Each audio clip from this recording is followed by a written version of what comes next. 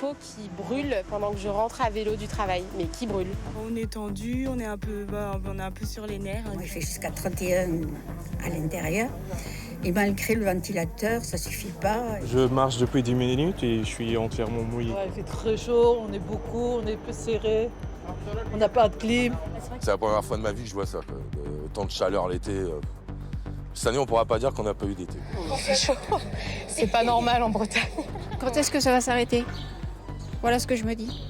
Bonsoir à tous, bienvenue sur France Info, bienvenue dans notre émission spéciale consacrée à cet été 2026 qu'on vient de vivre, été hors norme où les conséquences du réchauffement climatique nous ont saisis, ont percuté de plein fouet, vous l'avez entendu, notre quotidien plus que jamais. Alors cet été-là, est-ce qu'il va tout changer ? Est-ce notre été de la bascule ? Qui plus est, à quelques mois d'une élection présidentielle, on va en parler avec nos invités. Jean-Marc Jancovici est à nos côtés, bonsoir et bienvenue. Bonsoir. Merci d'être avec nous, ingénieur, enseignant, mais aussi fondateur et président du think tank le Shift Project. On est également avec Sébastien Thomas, que vous connaissez, qui est journaliste météo-climat pour bonsoir France Lucie, Télévisions. bonsoir à tous. Bonsoir et bonsoir Sébastien. Monsieur Jancovici. Bonsoir. Jean-Marc Jancovici, vous avez entendu ces paroles de Français qu'on a entendues par ailleurs tout l'été. Certains sont surpris, choqués, d'autres sont presque anéantis en se rappelant ce qui s'est passé notamment dans leur logement. Quand vous entendez ça, est-ce que vous nous dites que vous aussi, vous avez ressenti peut-être une panique, peut-être de la peur, quand vous avez vécu cet été 2026 ? Non, moi j'ai ressenti avant tout de la tristesse et de la frustration, parce que ce qui se passe était malheureusement écrit depuis longtemps, alors pas dans les détails, hein, mais l'information scientifique permet de savoir que le réchauffement climatique engendre plus de sécheresse, plus de canicules, etc. Et par ailleurs, on sait qu'on est dans une dérive, c'est-à-dire dans un système qui continue d'évoluer. Et le propre d'un système qui continue d'évoluer, c'est que il se passe des choses nouvelles en permanence. Donc malheureusement, ce qui s'est passé cet été sera battu par d'autres records plus tard. Je ne peux pas vous dire si c'est l'année prochaine, dans 3 ans, dans 5 ans, dans 10 ans, mais ça sera battu par d'autres records plus tard, parce que le système continue d'évoluer. Donc dans cette affaire-là, on peut avoir beaucoup de sentiments. On peut avoir, encore une fois, de la tristesse, de la colère, du chagrin, etc. Mais le seul sentiment que personnellement je n'ai pas eu, c'est de la surprise, parce que encore une fois, c'est quelque chose qui était malheureusement attendu. Quelque chose que j'ai dit à une partie de vos confrères en juin, c'est s'il y a des gens qui sont surpris, pardon d'être un peu taquin, c'est que vous n'avez pas très bien fait votre métier. Il y a des informations qui ne sont pas passées alors qu'elles sont disponibles. Alors, on va voir ça justement, ces informations, vous allez nous les rappeler. On va aussi essayer de comprendre ce qu'on peut faire, ou de mieux comprendre, ou de redire, encore une fois, ce qu'on peut faire, justement, pour combattre ce réchauffement climatique, ses effets. Mais avant ça, on va continuer à se remettre en mémoire cet été, parce qu'il ne faut pas oublier, c'est aussi ce qu'on se dit pour pouvoir mettre des choses en place. Et vous allez refaire le film pour nous, Sébastien, parce que vous avez été sur le pont tout l'été, justement. Et tous, autant que nous sommes, cet été, on l'a passé dans le noir. Dans le noir, avec les volets fermés. Regardez, dans le noir, chez nous, les écoles également, classes surchauffées, enfants privés de récré le plus loin possible du soleil. Écoutez ces enfants. La dernière récré, on est resté dans les classes pour éviter d'avoir trop chaud. Parce que même sous le préau, quand il y a de l'ombre, il fait trop chaud. Journée passée cloîtrée, confinée. C'était presque comme le Covid, mais sans l'autorisation de sortie, des paysages cramés par la sécheresse, cramé par les incendies, un pays à l'arrêt, une nouvelle réalité qui nous percute. Des chiffres, on en a. 90 000 hectares brûlés, 52 jours de vagues de chaleur, des records à l'appel, la pluie qui manque à l'appel. On fait comment quand il fait encore 30 degrés et plus la nuit? On fait comme on peut. On fait comme on peut. Parfois, je dors par terre. C'est difficile. Je te jure. Et cette chaleur, elle est mortelle. Il ne faut pas oublier ces chiffres-là aussi. Au moins 7300 morts en plus, au moins. Avec derrière des statistiques, des vies qui basculent, bousculées, on l'a tous été dans nos certitudes, parce que ce que nous vivions aurait dû être impossible. Et pourtant, c'est arrivé.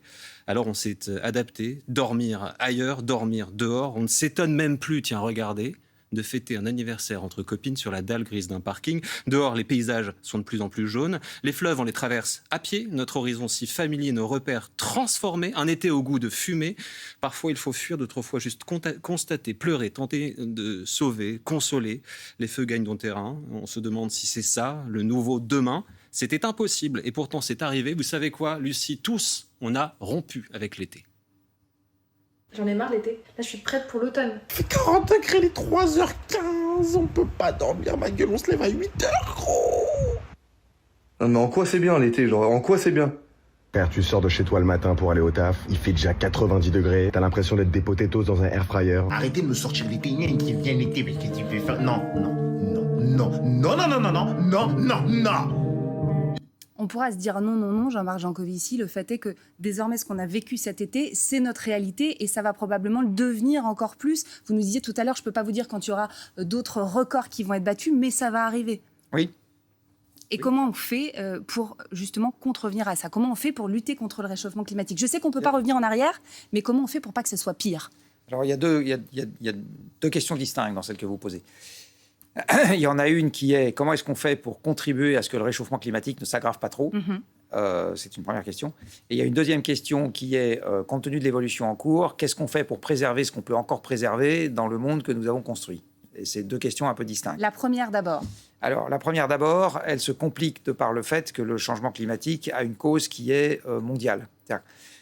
En fait, un des drames de cette affaire, c'est que les gaz à effet de serre, une fois qu'on les met dans l'air, ils restent extrêmement longtemps, parce que c'est des espèces qui sont chimiquement très stables, en particulier le CO2 a une durée de résidence dans l'air qui est extrêmement élevée. Quand vous mettez dans l'air quelque chose qui va y rester très très longtemps, le lieu n'a pas d'importance, le lieu d'émission n'a pas d'importance, parce que la circulation atmosphérique, chère à mon voisin d'en face, se charge de brasser l'air partout sur la planète pour vous.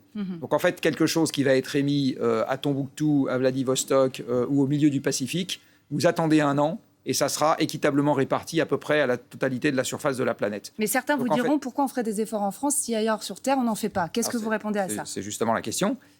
C'est que les émissions, en fait, le lieu d'émission n'ayant pas d'importance, il faut les baisser partout sur Terre en même temps. Alors, une fois que vous êtes face à cette situation, vous avez deux options. Vous dites, moi je ne ferai rien tant que les autres ne feront rien. Mais enfin, avec cette manière de voir les choses, De Gaulle, il serait parti en résidence secondaire en 1940. Ou bien vous vous dites, on va faire notre part et on va compter sur un certain nombre de choses, dont le fait que l'homme est un animal mimétique, en se disant, si nous, on commence à faire des trucs qui vont dans la bonne direction, il y a bien d'autres personnes ailleurs dans le monde qui vont finir par nous imiter. Et en l'occurrence, comme les hommes sont des animaux, enfin les hommes et les femmes, l'être humain est un animal social, c'est la deuxième option qui est la bonne, parce qu'effectivement, quand face à un problème, vous commencez à passer à l'action, vous êtes imité par un certain nombre d'autres personnes. Dernier point qui est très important à garder en tête, alors là, je ne vais pas parler de l'été, mais je vais parler d'un peu avant l'été, je vais parler de ce qui s'est passé à Hormuz. Le pétrole et le gaz sont des combustibles épuisables, et donc même si on se fiche du climat, nous sommes déjà rentrés en Europe dans une diminution subie de notre approvisionnement. Donc quand bien même on se dirait les autres n'ont qu'à faire des efforts, etc., de toute façon en Europe et en France en particulier, nous sommes déjà dans un contexte dans lequel on est forcé année après année d'utiliser de moins en moins de pétrole et de moins en moins de gaz parce qu'il n'y en a plus assez sur la planète pour qu'on puisse en avoir, nous, même pas de plus en plus, mais même la même quantité chaque année, on peut déjà plus. Donc ça, c'est un très bon argument pour qu'on se mette à l'action de toute façon. Le deuxième très bon argument, c'est que tout le monde va devoir y passer un jour et ceux qui tirent les premiers sont ceux qui vont mettre en premier au point les technologies qui vont bien. Et des gens qui l'ont très bien compris, c'est les Chinois.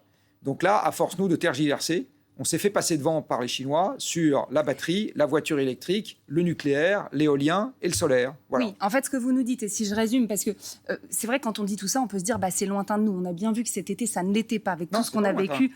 Voilà, c'est pour ça, je dis, c'est très concret, ce qu'on a vécu cet été. Il va falloir faire un choix. Soit on décide de ne rien faire, et on va être forcé, finalement, de changer par tout ce qui va se passer. Soit on fait des choix, on prend des décisions. C'est déjà en cours.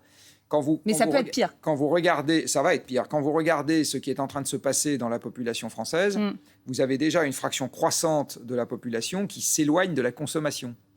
C'est en lien direct avec ce que je viens de dire. Parce qu'à quoi ça sert l'énergie? Ça sert à faire tourner les machines qui fabriquent tout ce qu'on a et à nous offrir tous les services. Si on en a de moins en moins, vous avez moins de machines qui tournent, c'est la désindustrialisation, moins de services offerts. Et à un moment, ça rejaillit sur la population qui a moins, à commencer en général par le bas de l'échelle. Donc, ce qu'on est en train d'observer aujourd'hui en France est très cohérent avec ce que je viens de vous dire. C'est déjà à l'œuvre. Ça nourrit accessoirement, puisqu'on va parler de la présidentielle, la défiance croissante d'une partie de la population à l'égard d'une classe politique qui a l'impression de n'avoir de prise sur rien Et pour cause, parce qu'effectivement, il y a des trucs sur lesquels ils n'ont pas de prise alors qu'ils prétendent le contraire. Et donc, ce qu'on est en train d'observer en ce moment, ce qui préfigure le monde de demain si on se laisse vivre, c'est-à-dire un monde avec moins de moyens et plus de problèmes. Voilà, c'est vers ça qu'on se dirige si on reste les bras croisés. On va regarder les problèmes. Sébastien, vous vouliez ajouter quelque chose? Juste un mot, c'est important aussi parce qu'on reçoit beaucoup de questions en disant ça ne sert à rien de faire. On fait déjà. Les émissions baissent déjà, on sait faire, la trajectoire est enclenchée, c'est juste on ne va pas assez vite, mais depuis l'accord de Paris, on est en train d'être dans la bonne direction. Il faut juste accélérer un peu, ne vous résignez pas à la maison. On va regarder des choses très concrètes, si vous le voulez bien, pour essayer de parler des solutions, justement. Voir comment on peut, parce qu'on a parlé de l'atténuation, mais c'est les émissions de gaz à effet de serre, mais voir comment on peut aussi adapter. C'est l'autre jambe de la lutte contre le réchauffement climatique et ses conséquences. On va se rappeler ce qu'on a vécu cet été dans nos logements, qui sont devenus parfois des fournaises invivables. Écoutez. Alors, on est quasiment à 31 degrés, 53% d'humidité. Voilà, donc on sent ce petit hammam. Voilà. C'est beaucoup là. Mais je suis sûre et certaine que ça va remonter. C'est fatigant. Et pour les enfants, et pour nous, c'est fatigant pour tout le monde.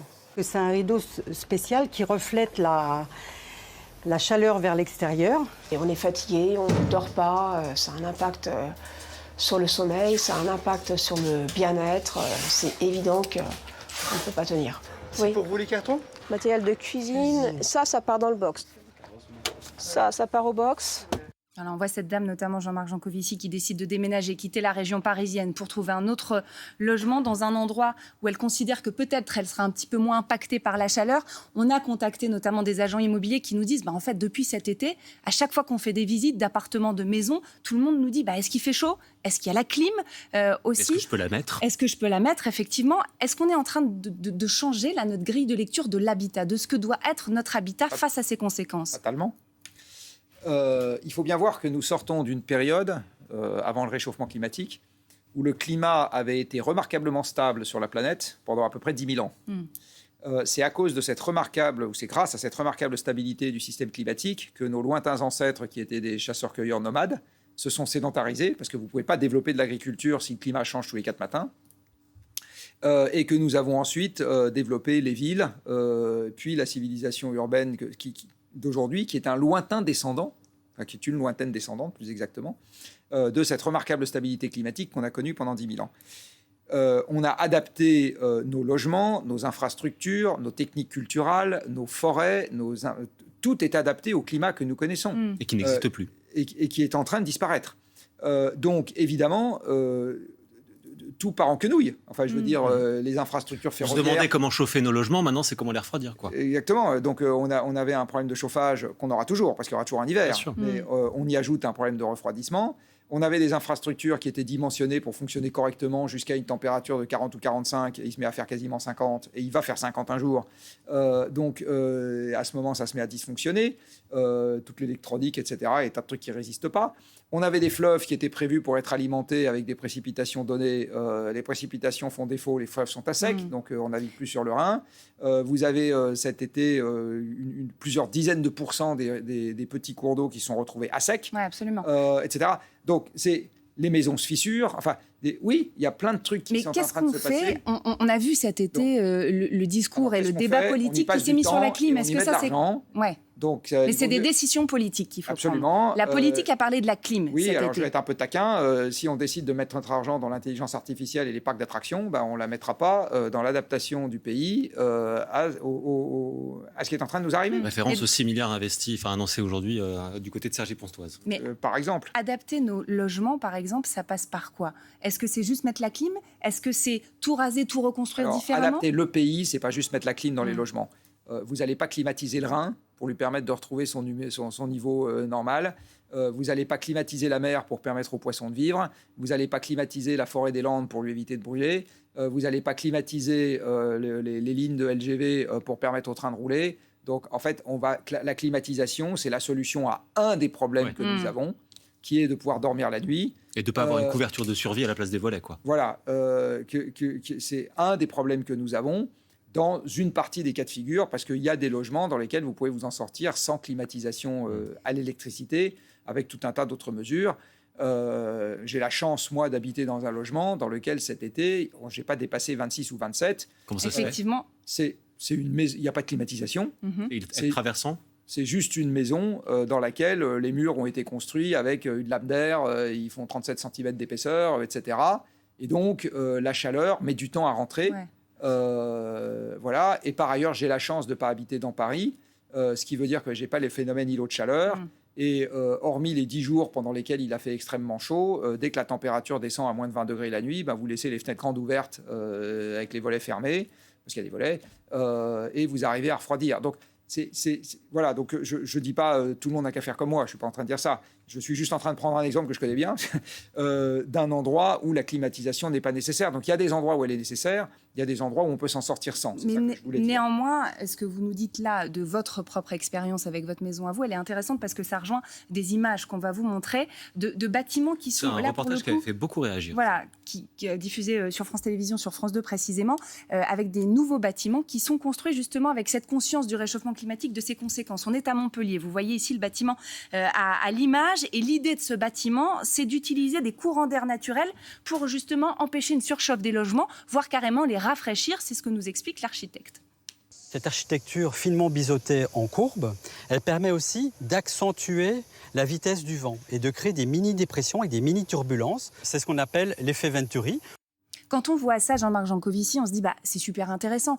Mais ça reste au niveau local. Est-ce que ça, c'est des choses que vous appelez à se répandre, à penser au niveau national? Ça reste surtout qu'on a 30 millions de logements dans ce pays. Et donc, vous n'allez pas les remplacer en une semaine par ce qui vient de vous être montré. Mais ça doit être des exemples à suivre. Et puis les gens, ils n'ont pas tous envie de déménager pour aller se mettre ailleurs, etc. Donc, en fait, ce qu'il faut bien comprendre, c'est que l'adaptation, il y a un certain nombre d'éléments qu'il faut garder en tête. Le premier, c'est qu'on ne va pas tout sauver. D'accord ? Donc on va détruire des choses. Il y a des choses pour lesquelles on va devoir faire notre deuil. Des trucs qui seront vraiment inclimatisables, inhabitables, etc. Donc les chambres de bonne sous les toits, par exemple. Des maisons qui vont être tellement fissurées que de toute façon, elles ne seront pas sauvables, etc. Il y a un deuxième truc qu'il faut garder en tête, c'est que là, on parle des logements, mais il y a plein d'autres éléments, encore une fois, pour lesquels il y a éventuellement des trucs pas sauvables. Je vais vous donner un exemple qui n'a rien à voir. Allez-y. Beaucoup de ponts qui traversent les rivières ont des piles qui sont des ponts anciens, ont des piles qui sont posées sur des grumes, des gros morceaux de bois qu'on appelle des platiers, et qui étaient traditionnellement immergés en permanence, qui les protégeaient contre la putréfaction. Quand vous avez le niveau de l'eau qui baisse tellement et tellement souvent que ces morceaux de bois se trouvent découverts, ils se mettent à pourrir, et vous pouvez avoir des piles de ponts qui s'effondrent. Bon. Là, vous n'avez pas grand-chose à faire. Je veux dire, vous savez que vous allez perdre le pont. Bon. Alors ça, c'est un exemple un peu... Non, mais quand on entend ça, moi, je pense tout de suite à la dette abyssale et je me dis, mais qui va payer ? Mais on ne s'en sortira pas, quoi. Alors, on s'en sortira tout à fait, mais on va devoir faire des choix. Donc, en fait, la difficulté de l'époque qui nous attend, c'est qu'on va devoir rompre avec cette illusion qui est déjà devenue une illusion, qui est du retour des 30 Glorieuses. Oui. C'est-à-dire de l'époque où on a tout à la fois, sans aucun inconvénient. Alors, les 30 Glorieuses, ça a été l'époque la plus bénie de l'histoire de l'humanité. Les gens ont eu de plus en plus de lave-vaisselle, d'automobiles, de congés payés, de voyages en avion, de qu'est-ce que je sais, avec un environnement qui ne protestait pas fort, d'accord ? Pas encore de réchauffement climatique, etc. Bon, et c'est dans cette époque-là que la démocratie, on en garde la trace, et tout le monde rêve de faire revenir la croissance forte, le pouvoir... La vérité consiste à dire aux Français, ça ne reviendra pas. Donc là, les programmes des politiques qui vont nous vendre ça, c'est du rêve. C'est pas réaliste. Mais on y viendra peut-être plus tard. Ils ne sont pas construits à l'endroit, les programmes des politiques. Ils sont construits à l'envers. C'est-à-dire, d'abord, vous faites des slogans et vous faites la promesse que le type d'en face n'a pas faite. Et ensuite seulement, vous vous demandez comment vous allez pouvoir la bâtir. Donc, nous avons les ressources que nous avons.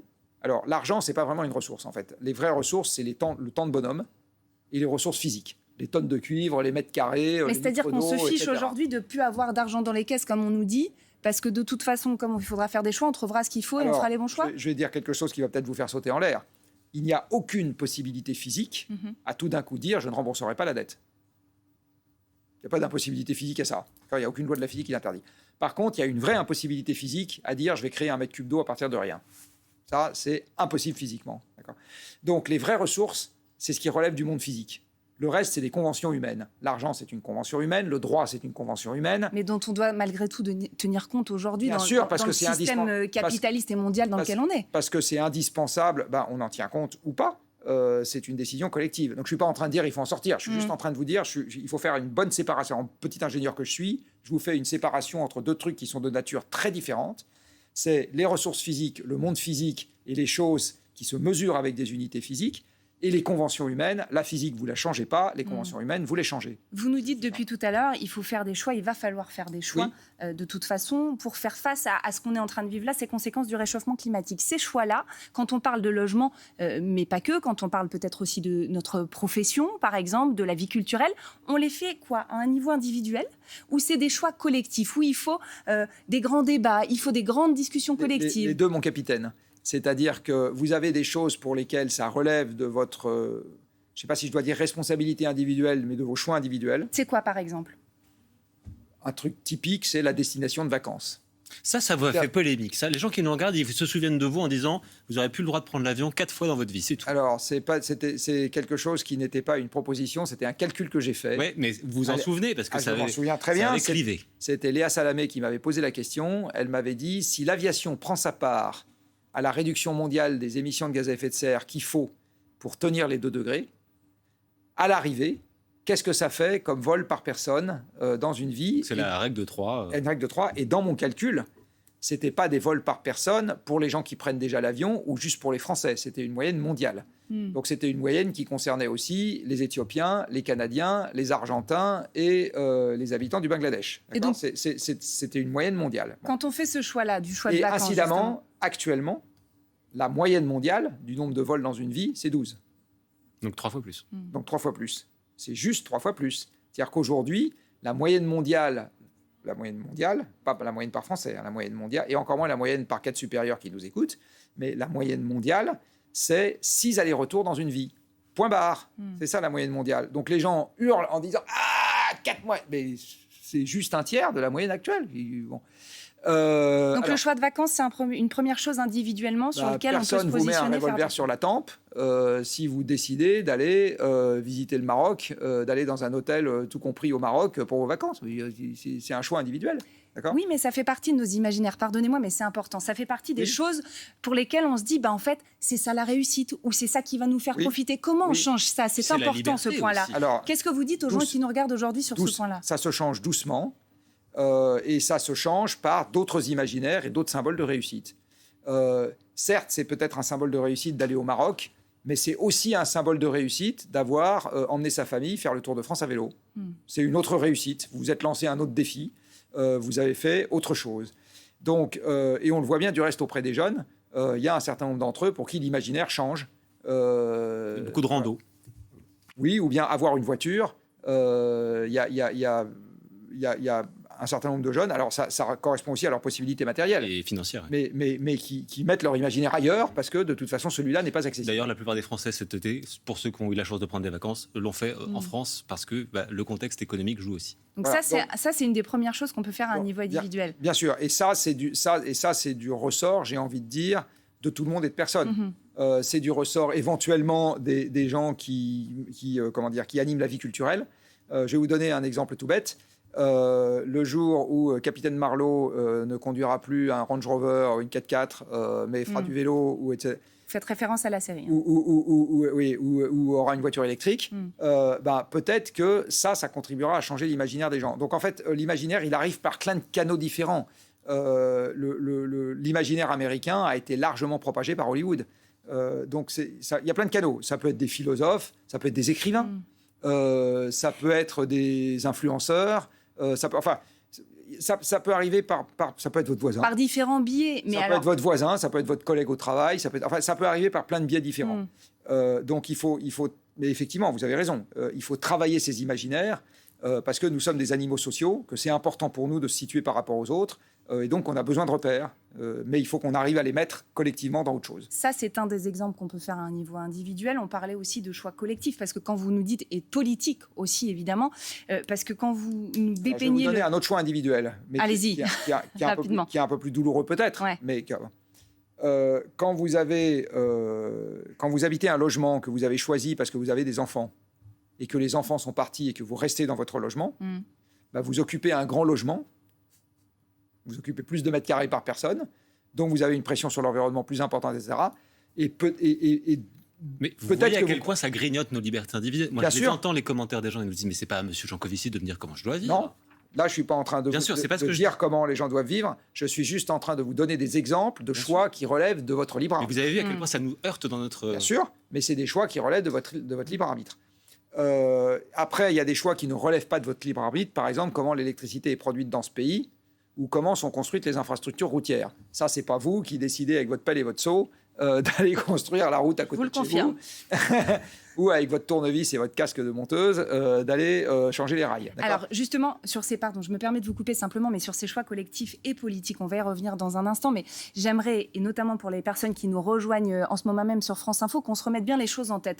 On parle ici de cet été 2026 et on s'interroge, est-ce que ça va être une bascule dans nos changements de mentalité, dans nos changements aussi de choix collectifs, individuels, dans le cadre du réchauffement climatique? On a parlé de nos logements qui sont devenus des vrais bouilloires. Il y a d'autres exemples de cet été. Et il y a aussi des choses qui se passent en ce moment même. Depuis hier soir, ce matin encore, je pense ici aux orages, je pense à cette tornade qui a touché un village de l'Aude, dont les images sont extrêmement impressionnantes. Il y a des blessés, évidemment. On a sur place l'une de nos reporters, Camille Novak. Vous avez passé, Camille, la journée aux côtés des sinistrés. Expliquez-nous comment tout ça s'est passé, dans quel état d'esprit ils sont, comment ils réagissent encore ce soir. On imagine que ça a été très difficile.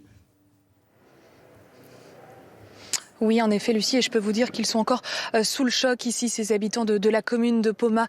Ce soir, évidemment, on va vous montrer sur ces images de Colline Chambol ces dégâts qui sont absolument impressionnants tout autour de nous. Vous le voyez, cette rue ici, avec ces maisons, les toits qui ont été totalement soufflés par le passage de cette tornade, des dégâts qui sont très, très impressionnant. Et ce qu'il faut imaginer, Lucie, ici, c'est que cette rue, ce n'est pas une situation isolée de cette commune ici à Poma, puisque c'est quasiment l'intégralité de la commune qui se trouve dans cet état aujourd'hui, évidemment, des dégâts considérables. On vous le disait, les habitants sous le choc. On est en compagnie justement de Jean-François. Vous habitez cette maison juste derrière nous. Racontez-nous, Jean-François, vous étiez là hier au moment de cette tornade. Racontez-nous ce que vous avez vécu. En fait, on avait des amis qui sont passés nous voir. On a vu midi, on a vu le ciel en bas s'assombrir, normal. On était en alerte jaune, donc on s'en bluse, quoi. Et vers 16h35, ils sont partis. J'ai rangé en bas. Après, je me suis dit, je monte, fermer, voir si les volets sont, les fenêtres sont ouvertes en haut. Et je suis monté. Et là, par la fenêtre, j'ai vu une tornade arriver vers l'ouest, là. Mais quelque chose de monstrueux. Et sur le coup, j'ai pas tout de suite compris. J'ai dit au fiston, mais viens, il y a un tourbillon qui arrive, comme ça. Mais dans ma tête, je pensais aux tornades en Amérique. Tout de suite, parce que je voyais plein de débris qui volaient, comme dans les films Twister, là, machin. Et par réflexe, j'ai appelé mon fils pour qu'il ferme les volets. Et moi, je fermais le petit volet de ma petite fenêtre. Et là, il est arrivé vite. Mon fils a eu juste le temps de fermer. Et là, j'étais torse nu, en short. Ça bombardait, ça éclate. C'était incroyable. On dirait qu'il y avait une guerre à côté. Ça a une explosion. Moi qui viens d'un pays du Vietnam, je connais la guerre. C'était incroyable. Je me suis barré. Je me suis dit, on ne peut pas rester là parce qu'on va prendre des éclats de verre sur nous. Et je suis descendu et mon fils est parti dans sa chambre parce que c'est l'autre côté, il est un peu protégé pour l'instant, on ne sait pas. Et j'ai vu que le puits de lumière commence à se craquer et tout. Il y avait des tuyaux qui claquaient dessus. Je me dis non, il faut pas. Dans ma tête, dans 2 secondes, j'ai dit il ne faut pas rester là, je descends. Et là, dans la cuisine, tout a explosé. Et même la porte qui sépare en deux, les vitres ont explosé. Et on voit les dégâts qui sont considérables au niveau de votre maison et aussi de votre voiture. C'est vrai qu'on voit l'ampleur de ce passage, de cette tornade avec une commune ravagée. Qu'est-ce que ça vous fait en un mot très rapidement ce soir de voir ces images autour de vous, votre quartier totalement ravagé? Du coup, déjà, je termine on a bloqué la porte. J'ai vu la porte elle est cédée, la porte d'entrée principale. J'ai essayé de pousser. Et il y a une telle puissance que j'ai pas pu. Ça m'a glissé. J'ai appelé mon fils en renfort. Il est venu. Père et fils, on a poussé, mais le vent nous a poussé. Et heureusement, ça a duré, je sais pas, 1 ou 2 minutes. Et là, tout à coup, c'est tombé calme. Et je vois le calme. J'ouvre la porte. Je vois, putain, le calme. Purée. Et je sors. Et je vois la désolation en face. Je vois, il n'y a plus de toit, les voitures sont, et le portail, tout est cassé. Là, j'ai Et le choc, on imagine en tout cas, la puissance de ce phénomène. Merci beaucoup Jean-François pour votre témoignage. On entend encore ce soir évidemment beaucoup d'émotions. Et le choc et ces images, Lucie, impressionnantes ici, ce paysage de désolation, comme le disait Jean-François, sur cette commune au lendemain du passage de cette tornade. Merci beaucoup Camille, merci à Jean-François également pour son témoignage. Sébastien, un paysage de désolation dû à cette tornade dont on parle dans un contexte orageux pour lequel il va encore falloir être vigilant dans les prochaines heures. La tornade, c'est très compliqué à prévoir, mais là le contexte était favorable. Il y avait à la fois des orages et du cisaillement de vent, deux conditions qui sont nécessaires mais pas suffisantes. Ce sera la même configuration pour jeudi, donc je ne dis pas qu'il va y en avoir, mais que le potentiel est à nouveau là pour l'on ait un risque de tornade jeudi sur l'Hexagone. Ce qui est intéressant avec cette tornade et avec aussi ce qu'on a vécu cet été, c'est qu'on est face à des choses extrêmes qui nous marquent, qui nous interpellent, qui parfois nous font du mal aussi dans nos biens, dans notre chair. On va parler des incendies parce que ça aussi c'est des images qui nous ont énormément marqué cet été. Et Matteo Pasto nous a rejoint, c'est l'un de nos reporters qui était sur place cet été en Gironde. Bonsoir Matteo. Des incendies qui ont semblé complètement incontrôlables cet été. Je pense au Var, je pense aussi à la Gironde et ça donnait ça en images. Bon les gars, allez à moi.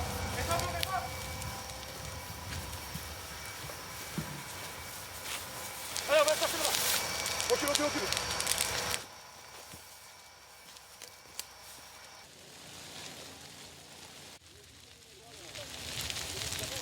Oui, nous sommes ici sur la commune de Lanton, une commune en proie aux flammes depuis 11h30 ce matin. Et vous le voyez sur ces images d'impressionnants départs de feu ont lieu. Ces bénévoles viennent et tentent d'éteindre le feu avec des citernes. Les pompiers sont mobilisés ailleurs au moment où l'on se parle. Vous voyez ici, c'est un petit peu la panique. Le feu a lieu depuis 11h30 ce matin. Il y a également des moyens aériens, des Dash, des Canadair, des Air Tractor. Voilà, on arrive avec des seaux d'eau pour tenter d'éteindre le feu. La bagnole, c'est pas grave. Ces images, elles nous replongent évidemment dans l'été qu'on a vécu et pour certains, pour qui ça a été une réalité pendant des jours et des jours. Matteo, vous étiez sur place. Qu'est-ce qui vous a marqué, surpris dans vos reportages auprès des sinistrés, des pompiers aussi? Alors, l'image que je retiens, c'est lors de notre arrivée sur la commune du Porge, la commune la plus sinistrée de Gironde, avec mon géri Mathias Touzry. Nous arrivons donc sur cette longue route qui amène à la commune. Et là, de chaque côté, c'est un spectacle de désolation, comme si des bombes étaient tombées tout autour de nous. Tout est totalement rasé. On distingue parfois des cheminées, ce qui reste des voitures. On comprend qu'il y avait des habitations à ces endroits-là. C'est un spectacle qui nous prend aux tripes. On descend du véhicule. Et là, ce qui m'interpelle, c'est plus tant ce que je vois, mais plutôt ce que j'entends ou ce que je n'entends plus. En fait, c'est un véritable silence, un silence de mort. Il n'y a plus un habitant, il n'y a plus un animal, il n'y a plus rien. On n'entend plus que le feu qui crépite encore parce que les sols sont évidemment chauds. Il y a la tourbe, il y a parfois des reprises, des fumerolles autour de nous. On comprend qu'on arrive, qu'on va couvrir un incendie qui nous dépasse. On se rend donc dans cette commune du Porge. Là, on passe plusieurs barrages, un barrage de gendarmerie, un barrage de l'armée. Les forces sentinelles étaient mobilisées. On présente notre carte de presse. Et il y a aussi eu des barrages citoyens. Les habitants du Porge, en fait, se sont auto-constitués et ils tentaient de comprendre vraiment qui rentrait dans ce village parce qu'ils avaient, en fait, peur que des personnes viennent cambrioler. Il y avait des rumeurs de cambriolage qui couraient à ce moment-là. Ils avaient déjà tout perdu, ils ne voulaient pas perdre encore plus. C'est ça, en fait. Le feu avait déjà tout ravagé et ils avaient peur qu'on rentre chez eux, qu'on prenne ce qu'il leur reste, en fait. Et du côté des pompiers, il y a aussi des choses qui ont été surprenantes. Alors oui, habituellement, lorsqu'on couvre un feu de forêt, on est autorisé à aller à des endroits. Il y a un front qui est bien défini. Là, on a vite compris que c'était un feu qui s'auto-alimentait tout seul. Le front changeait sans cesse. On était parfois autorisé à aller sur une route. Puis, au milieu de cette route, on nous demandait de faire demi-tour parce qu'on pouvait risquer d'être bloqué. On comprenait que cet ogre, en fait, dépassait tout le monde. On n'avait jamais vu ça. La carte des feux se dessinait de minute en minute sous nos yeux. C'était très impressionnant pour le coup. Jean-Marc Jancovici, avec ces feux-là, et notamment le feu de Gironde sur lequel était Matteo Pasto, on a vraiment eu le sentiment d'un feu inarrêtable, en fait, qui nous dépassait, comme disait Matteo. Ça va être nos étés dans le sud, mais aussi peut-être ailleurs en France. On nous dit que le réchauffement climatique, ça favorise justement à la fois la saison des feux qui est plus longue, mais aussi l'intensité, les lieux où ça se passe. C'est déjà le cas. C'est ce que nous a prouvé cet été. Bah oui, vous avez des feux qui se sont déclenchés dans plein d'endroits en France, et puis c'est pas la première fois. Il y a quelques années, il y a eu des feux en Bretagne, à Forêt de Pimpon. Donc ça vous a pas étonné de voir ce feu en Les Gironde? Canadaires à Fontainebleau, c'était quand même... Les Canadaires, c'est ce que j'allais dire. Les Canadaires à Fontainebleau, c'est quand même une première. Donc le feu en Gironde, il m'étonne moins. Que les Canadaires à Fontainebleau. Que les Canadaires, enfin oui, il m'étonne. Ça m'étonne pas, parce qu'encore une fois, c'était attendu. Quand on regarde l'inflammabilité des forêts, il y a depuis longtemps, je sais pas, moi je possède depuis 10-15 ans des cartes disant que après 2050, l'inflammabilité de toute la France sera pas très éloignée de ce qu'est de ce qu'était plus exactement l'inflammabilité de l'arc méditerranéen au début du 21e siècle, à la fin du 20e siècle, on va dire. Donc oui, malheureusement, les forêts vont brûler de plus en plus facilement, pas juste dans le sud, dans le nord aussi. Alors les espèces ne sont pas les mêmes, le pin ça brûle particulièrement bien. Ouais. Dans le nord on a quand même beaucoup plus de feuillus, mais vous avez des endroits où vous avez des résineux, les Vosges, etc. On peut très bien avoir des incendies très significatifs malheureusement dans les massifs dans le nord, oui bien sûr. Ouais, allez-y. Non, parce que moi en écoutant Mathéo, je voudrais avoir votre réaction là-dessus, c'est les habitants qui s'organisent entre eux, les pompiers qui sont dépassés, les pouvoirs publics qui d'une certaine manière sont submergés et la société qui se délite un peu sous nos yeux. C'est pas aussi un risque à terme dans ces polycrises qui se succèdent? Si, bien sûr. La cohésion sociale. Les moyens de réponse ont été dimensionnés pour les aléas qu'on avait avant et pour les inconvénients qu'on avait avant. À partir du moment où ces inconvénients augmentent de façon forte, les moyens de réponse ne seront pas appropriés. Alors les Canadaires, une fois que le feu est parti, en général, ils n'arrêtent pas grand-chose. Ils sont très efficaces sur les départs de feu. Donc c'est une bonne idée d'en avoir plus, parce que voilà, c'est aussi une bonne idée de mieux éduquer la population. C'est aussi une bonne idée d'avoir des dispositions de la forêt qui lui permettent de brûler moins facilement, avec des parcelles qui soient plus séparées ou avec des espèces qui sont... Voilà. Je suis même pas sûr qu'aujourd'hui, les forestiers eux-mêmes aient toutes les réponses à ces questions, parce que la situation est nouvelle pour eux aussi. Je sais par exemple que l'ONF fait des tas d'expérimentations pour savoir quelles sont les espèces qui seraient les plus adaptées au climat de demain. Ça conjugue plein de considérations, à la fois les maladies, à la fois la disponibilité de l'eau, à la fois les incendies, parce que vous avez des espèces qui résistent raisonnablement bien aux incendies. Enfin, quand les incendies courent sur la broussaille sous-jacente, ça touche pas trop l'arbre lui-même, parce qu'il a l'écorce appropriée, parce que, etc. On va devoir aussi changer, dans toutes les choses qu'on va devoir faire au titre de l'adaptation, la politique forestière va devoir changer aussi, sans qu'on ait nécessairement toutes les réponses déjà aujourd'hui, malheureusement.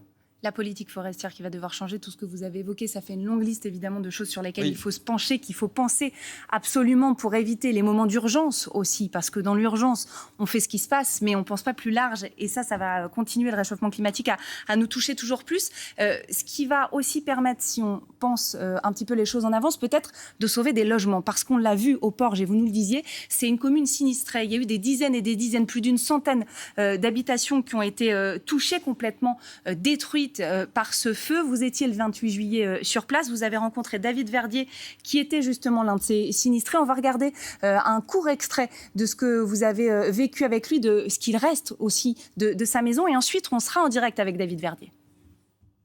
Oui, on est donc sur cette commune totalement sinistrée, un véritable spectacle de désolation derrière moi. 182 maisons ont été détruites rien que sur cette commune, il faut bien le comprendre. Cette commune est située au milieu des bois, donc le feu s'est propagé très, très rapidement à plusieurs habitations. Je me trouve avec David. David, bonsoir. Alors, vous avez retrouvé votre maison dans un état compliqué. Compliqué, très compliqué, oui. Il n'y a plus rien. En fait, il y a quelques murs qui sont encore plus ou moins debout, mais... on peut voir que tout a complètement brûlé tout autour. Vous êtes parti, vous avez évacué quel soir? Expliquez-nous. Dans la nuit de jeudi à vendredi, on est parti à 2h du matin, vendredi matin exactement en fait. Alors là, on arrive dans ce qui était une pièce. Qu'est-ce que c'était ici? L'atelier, la laverie, en fait, on avait nos machines à laver, tout mon secteur d'atelier pour pouvoir tous mes petits travaux au quotidien que je faisais dans la maison. On imagine votre émotion? C'est dur. Oui, c'est très très dur à constater, mais malheureusement, de toute façon, le mal est fait, on ne peut rien faire de plus. ces images, cette interview, c'était donc il y a quasiment un mois, presque jour pour jour. David, vous êtes avec nous en direct. Merci infiniment d'accepter notre invitation sur France Info. Vous imaginez bien qu'on a envie de savoir comment vous allez, où vous vivez, comment sont vos journées aujourd'hui, alors que vous n'avez plus de maison, on l'a bien vu sur ces images. Comment est-ce que ça se passe aujourd'hui, votre quotidien, David ? Bonsoir. Écoutez, mon quotidien, j'ai repris le travail, donc c'est un quotidien qui revient à l'habituel. Donc, au niveau des journées, on a repris un rythme malheureusement sans maison, et avec des obligations qu'il faut mettre en place différemment de ce qu'on avait au quotidien. Est-ce que vous vivez aujourd'hui, David ? Pardon, je n'ai pas entendu, pardon. Où vivez-vous aujourd'hui ? Alors là, je suis hébergé à Lacanau, dans une petite maison de vacances qu'une personne nous a gentiment laissé à titre gratuit pendant la période. Et j'ai une partie de mes enfants qui logent au camping du Porche parce qu'on n'avait pas suffisamment de place pour héberger tout le monde. Donc votre famille finalement est séparée un mois après dans son quotidien parce que vous n'avez plus de maison, parce qu'il y a cette difficulté à pouvoir loger tout le monde au même endroit. Est-ce que vous savez si votre maison va pouvoir être reconstruite et est-ce que vous avez un délai ? Alors reconstruite, oui. Délai, pour l'instant non, parce que y a beaucoup d'expertise à faire et autres, donc on n'a pas vraiment de délai de défini. On nous a indiqué 18 mois à 2 ans, quoi. Donc voilà, on est parti sur ces délais, puis on verra ce qu'il en est.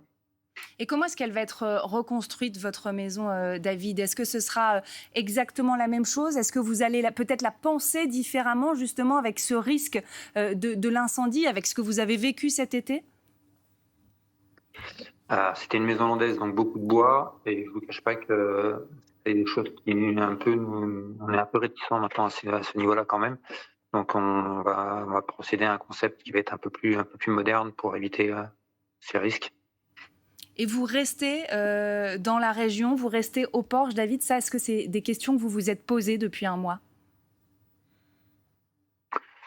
Non, mon travail est au Porche, mes enfants sont dans la région, on travaille tous autour, donc non, la question ne s'est pas posée. Bon, si on n'avait pas eu le choix et qu'il n'y avait pas possibilité de reconstruire, il aurait fallu qu'on fasse autrement, mais non, on est vie au Porche, on restera au Porche.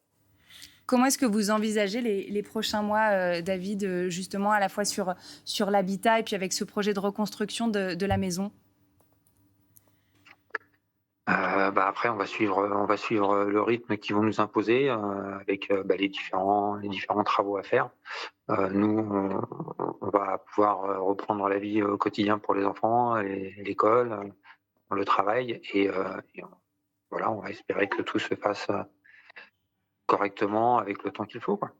C'est tout ce qu'on vous souhaite, en tout cas, David. Merci infiniment pour votre témoignage en direct sur France Info.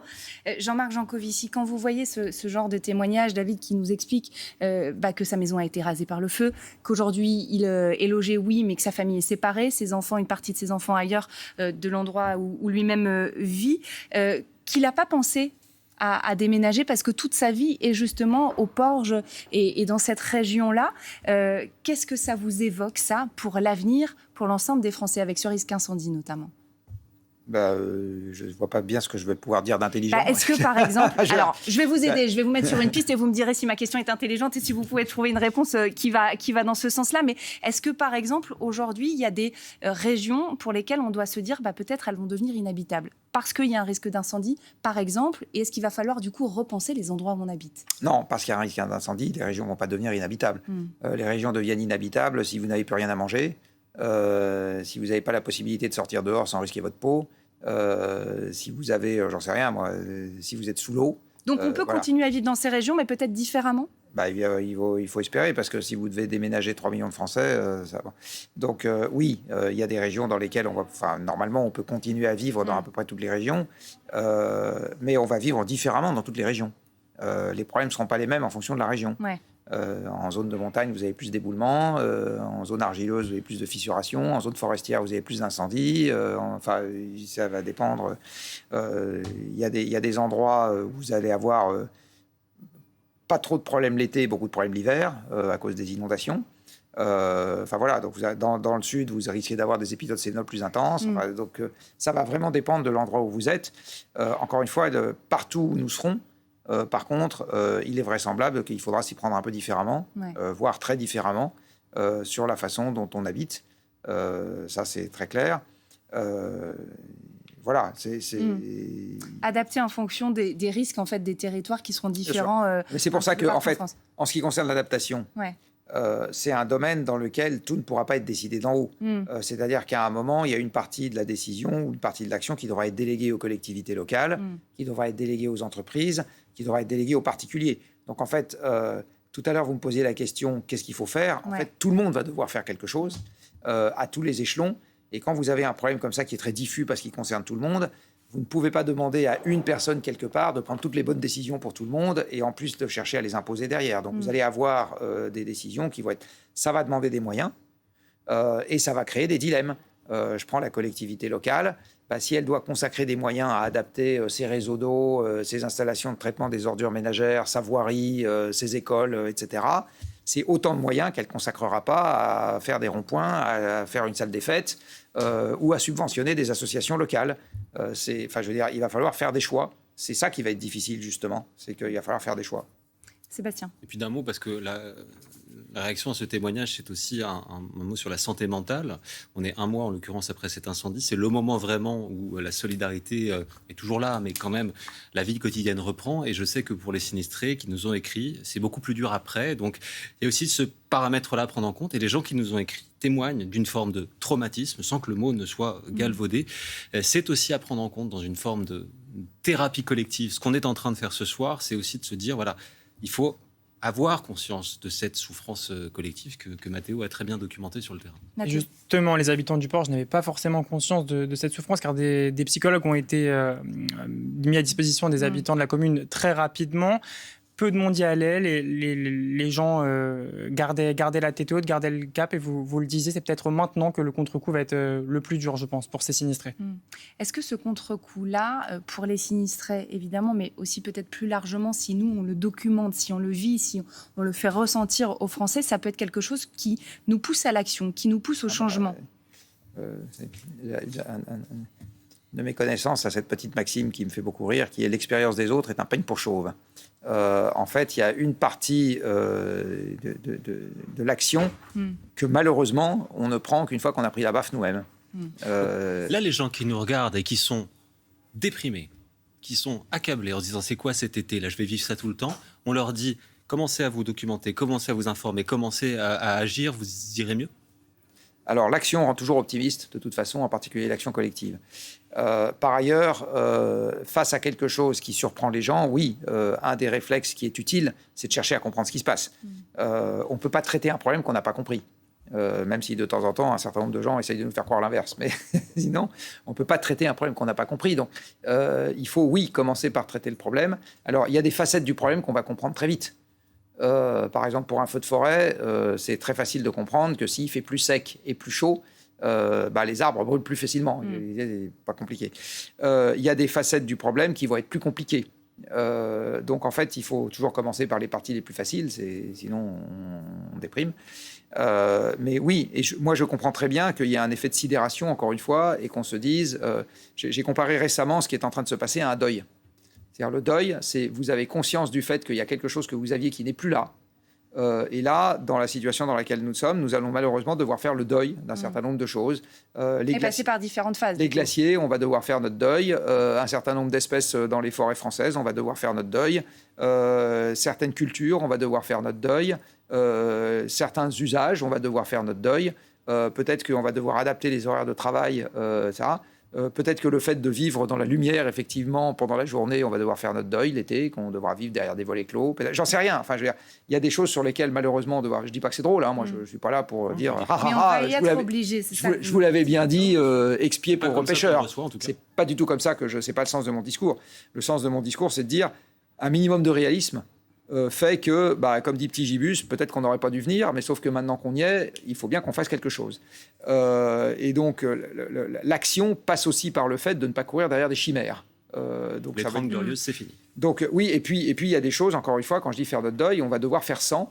Alors, ça ne va pas nécessairement nous interdire de vivre, et il ne faut pas que ça nous interdise de vivre, d'avoir de l'espoir, d'avoir des désirs, d'avoir des projets, etc. Mais ce sera différent, en fait. Mais il faut qu'on les conçoive différemment, et il ne faut pas que ça se heurte à des trucs qui, manifestement, ne seront plus là. Alors, on va continuer, évidemment, ensemble cette discussion. C'est on va une aussi, autre forme de deuil, finalement. Absolument.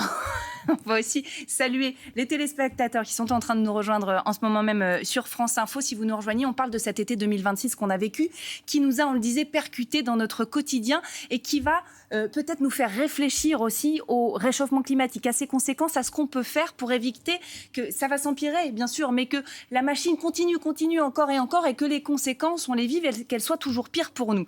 Il y a une question qu'on n'a pas encore abordée et sur laquelle on va se pencher à présent, notamment avec Théo Laroche qui nous a rejoint, qui est un de nos reporters à France Télévisions. C'est la question de l'eau. L'eau, on en a beaucoup parlé cet été, notamment parce qu'on a regardé du côté des agriculteurs qui étaient en première ligne, victimes de la sécheresse, des cultures grillées, des élevages en souffrance, et ça donnait ça en images et en réaction de ces agriculteurs. Là, ils ont vraiment souffert, surtout au début des chaleurs au mois de juin. Je suis arrivé mardi matin, il y avait déjà 2 chèvres de mortes, et le soir, il y en avait 2 de plus. Cette parcelle-ci est totalement destinée à être rasée, retournée, tout sera broyé. Ces salades-là, aujourd'hui, ils sont invendables.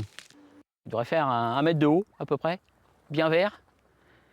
Et là, on a 10 cm, 20 cm, tout petit, donc sans doute pas récoltable. En volume, je vais avoir un tiers de ma récolte de prévu.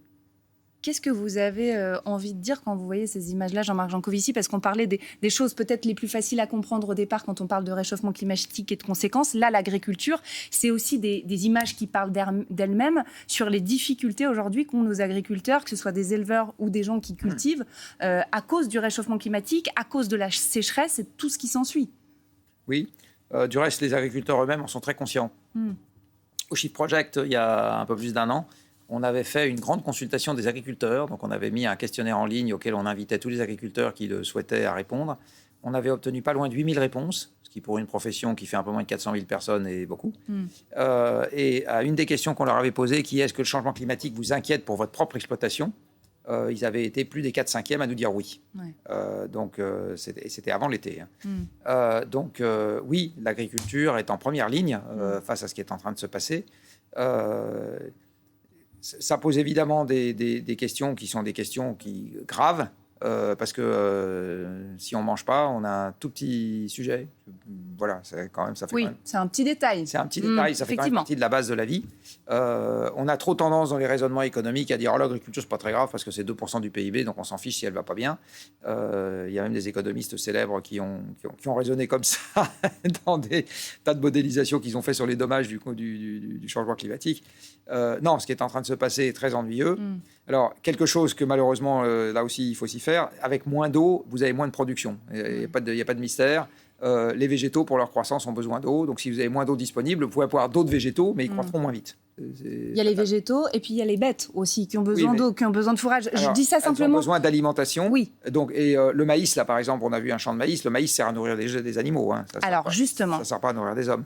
Vous me faites le lien et je me permets de vous couper parce que vous savez qu'ici, on aime être très concret, avoir des images, avoir des témoignages et revenir sur les choses. C'est ce qu'on va faire avec un sujet que vous avez réalisé, Théo Laroche. C'était le 28 juillet. Vous êtes allé dans la Creuse, aux côtés justement d'éleveurs qui souffrent bien évidemment de la sécheresse et du manque d'eau. On va regarder comment ça s'est passé pour eux le jour où vous étiez à leur côté. La Creuse est particulièrement vulnérable aux sécheresses. Il n'y a pas de nappe phréatique exploitable qui pourrait compenser l'assèchement des rivières. Ce qui complique grandement le travail des 2500 agriculteurs du département.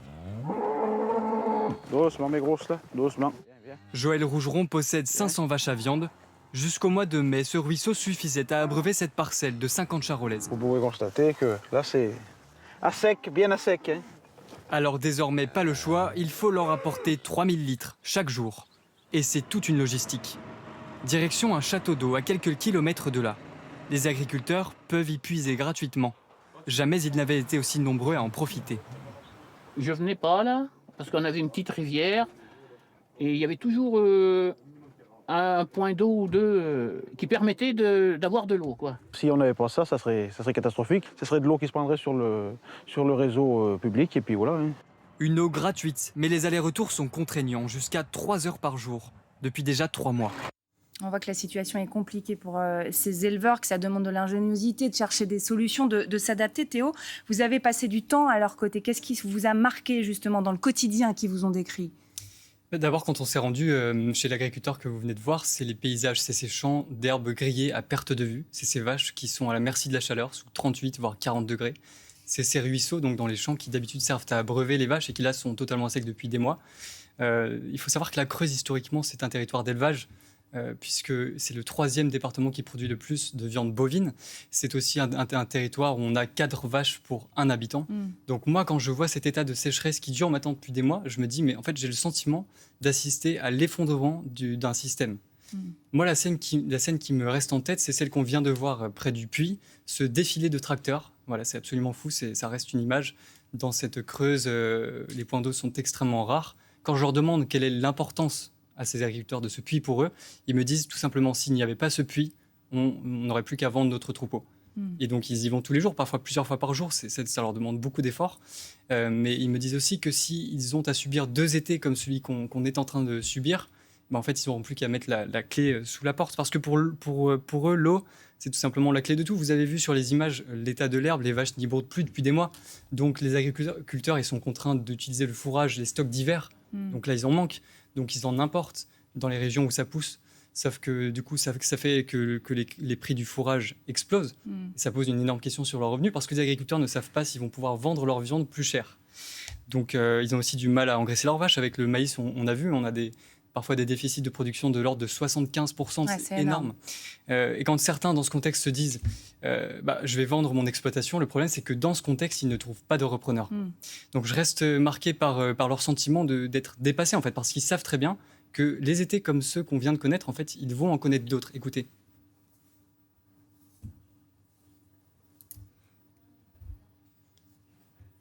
Quand on descend en dessous le Massif central, on ne voit plus d'élevage. Parce que déjà, le climat méditerranéen avait gagné. Et je crois qu'il est en train de gagner chez nous. Et on voit que l'élevage va quand même être remis en question. L'élevage va être remis en question, dans la Creuse en tout cas, pour cet éleveur-là, Jean-Marc Jancovici. On parlait tout à l'heure de faire des choix pour ne pas être forcé justement par le contexte à se voir imposer des choix. Là, on est forcé quand on est dans l'agriculture, quand on voit ce que nous disent ces agriculteurs-là. On va à marche forcée sur le changement en fait. Oui. Oui. Il y a, en ce qui concerne l'élevage, j'avais vu déjà il y a plusieurs années un pronostic qui était avec le réchauffement climatique, on ne fera plus de lait au sud de la Loire. Donc il n'y aura plus d'élevage bovin, on y est là, c'est en route. Vous avez une bonne partie des élevages du Massif central qui souffrent. Est-ce que ça va plus vite que ce qu'on pensait aussi pour les agriculteurs, mais de façon générale, parce qu'on a des projections à 2050, à 2100. Ça a pu paraître loin pour les gens, mais on a l'impression parfois que en fait, le drame, il se joue dès maintenant. Ça, c'est clair. Alors moi, à l'époque, où un de mes combats était d'essayer de faire la leçon à vos confrères et à vos consoeurs, une des choses que je trouvais très contre-productive, c'était de parler du réchauffement climatique avec les réchauffements moyens à 2100. Parce que c'est évident que ça ne dit rien à personne. Tout le monde s'en fout de 2100. Enfin, déjà, une température moyenne, ça ne dit rien à personne. 2100, ça ne dit non plus rien à personne. On n'a jamais fait peur à qui que ce soit avec un réchauffement de la température planétaire en 2100. Donc c'est ce qu'on voit là. C'est ces élevages qui sont sur la fin, c'est ces cultures qui sont grillées qui font réagir. Ce qu'on ne comprend pas, c'était que la bonne manière de faire passer l'information, si on veut faire entre guillemets peur aux gens avec le réchauffement climatique et leur dire c'est vraiment un sujet dont on a envie de s'occuper, c'est pas le réchauffement moyen en 2100, c'est les risques liés aux phénomènes extrêmes à des horizons de temps beaucoup plus courts. Donc là, on touche du doigt déjà en ce moment. De façon forte. L'été qu'on vient de vivre l'a fait toucher, mais avant même ça déjà, on l'a touché. 2003, on l'a touché du doigt aussi, puis on est reparti comme avant. Donc malheureusement, il faut une répétition de ce genre d'événements pour que les gens finissent par se dire, là, il va vraiment falloir faire quelque chose. Parce que par ailleurs, c'est compliqué. Je veux dire, je ne sais pas si vous avez envie de changer de métier, mais cette personne qui élève des vaches dans la Creuse n'a probablement pas envie de changer de métier. Je veux dire, Elle ne peut pas puisque les sols sont très peu fertiles. Mais même s'il pouvait, si on lui dit on vous offre une reconversion pour devenir employé de banque, tourneur-fraiseur ou conducteur de bus, je ne suis pas sûr qu'il ait envie. Oui, c'est peut-être pas son envie. Pas son envie. Donc, et c'est légitime. Donc il y a des sujets difficiles comme ça, on va en avoir un certain nombre. Donc ça renvoie à ce que je disais tout à l'heure. L'adaptation, c'est partout et tout le temps, réfléchir à ce qu'on peut faire, à ce qu'on ne peut pas faire, accepter d'abandonner ce qui de toute façon va devoir être abandonné, reconstruire ailleurs et différemment sur d'autres bases ce qui peut être construit dans ce monde nouveau. Et sur l'agriculture, il y a un travail très urgent à faire d'adaptation. Par ailleurs, il y a un autre problème qui concerne l'agriculture, c'est que les agriculteurs français globalement sont pas riches, et en particulier les éleveurs. Bon, c'est des gens qui ont des revenus qui sont pas élevés, qui sont souvent endettés, donc il va falloir que la collectivité les aide à changer. Et ça renvoie à la question tout à l'heure, on ne peut pas dépenser notre argent partout. C'est un truc de plus. Si on le fait, on ne fera pas autre chose. Ouais. Et en attendant justement d'avoir ces choix-là et de l'aide aussi qui vient de plus haut, en fait, ils font avec ce qu'ils peuvent aussi les agriculteurs, notamment dans la Creuse. Sur la question de l'eau particulièrement qu'on commençait à évoquer, Théo, il y a de l'inventivité qui se met en place et des solutions aussi, mais qui coûtent également de l'argent. C'est ce que vous allez nous raconter. Exactement, des solutions concrètes. Donc l'agriculteur que nous avons filmé, lui, sur son exploitation, il a fait un choix. Vous allez voir les images. Il a donc un grand toit. Il a décidé d'optimiser ce toit en utilisant l'eau de pluie pour finalement, il a fait installer un réservoir géant qui peut stocker 1000 mètres cubes d'eau. Donc on parle bien d'un réservoir et pas d'une bassine, c'est fermé. Ce réservoir, il lui a coûté de l'argent, il lui a coûté 75 000 €, c'est un investissement. Et c'est beaucoup d'argent. On disait tout à l'heure, les agriculteurs, effectivement, ne sont pas des gens qui sont riches, etc. Donc c'est un gros investissement. S'il le fait, ça veut dire que pour lui, c'est une priorité. Et il nous dit que s'il pleut, parce qu'il faut encore qu'il pleuve, ce réservoir, il peut lui assurer 3 mois d'autonomie en eau. Jean-Marc Jancovici, est-ce que c'est une bonne solution pour ça? Oui, bien sûr. C'est un transfert d'eau intersaisonnier. Donc, en fait, il va beaucoup pleuvoir l'hiver, l'automne, l'hiver.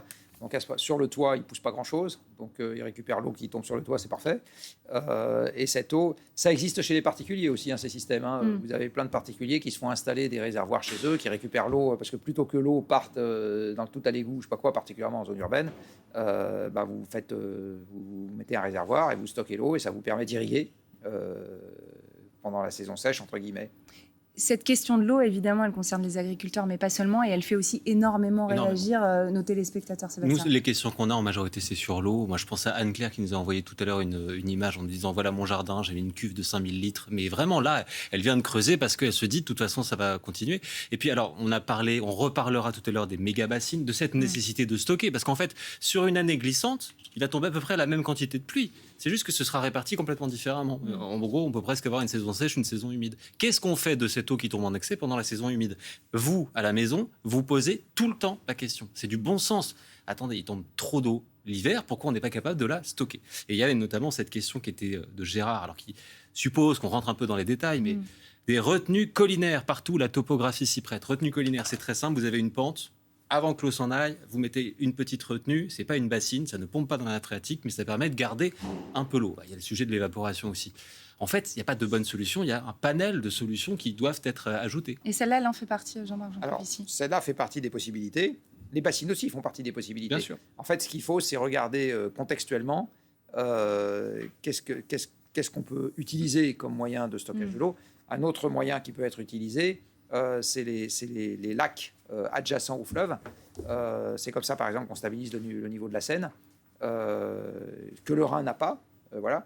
Donc, au moment où il y a énormément d'eau qui arrive l'hiver, on peut aussi remplir ces lacs et puis s'en servir pour soutenir les débits d'étiage. Il y a des carrières, par exemple, qui sont en train d'exploiter dans le Finistère, qu'on laisse se remplir d'eau. Et après, ça suppose de mettre en place de la tuyauterie, de la plomberie. Enfin bref, il y a plein de défis d'ingénieurs, là, pour le coup. Il y a plein de défis d'ingénieurs ou de solutions. Et qui coûtent de l'argent. Et qui coûtent absolument, qui coûtent de l'argent. Donc, c'est toujours pareil. Il va falloir faire des choix collectivement. Dans ces choix-là, Jean-Marc Jancovici, vous disiez les bassines, c'est peut-être aussi quelque chose auquel il faut penser. Moi, j'aimerais qu'on s'arrête un petit peu sur ce qu'on appelle ou ce qu'on entend, en tout cas comme nommé les méga-bassines, ou aussi les réserves de substitution. Ça dépend un peu où on se place. Il faut y penser. Je dis, ça peut faire partie des solutions. Oui, bien sûr. Je suis pas en train de dire c'est la solution. Non, j'ai bien compris.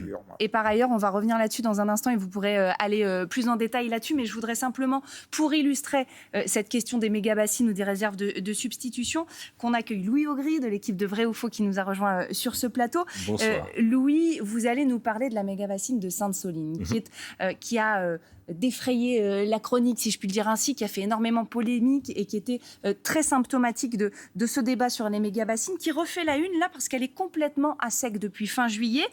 Pour certains, Louis, c'est la preuve de l'inefficacité de ces stockages d'eau où l'eau s'évapore quand il fait chaud. Exactement. En tout cas, c'est comme ça que ça a été reçu par les principaux opposants à ces méga-bassines. C'est le cas du collectif écologiste des Soulèvements de la Terre qui parle d'un exemple concret de l'absurdité du stockage de l'eau dans des bassines à ciel ouvert.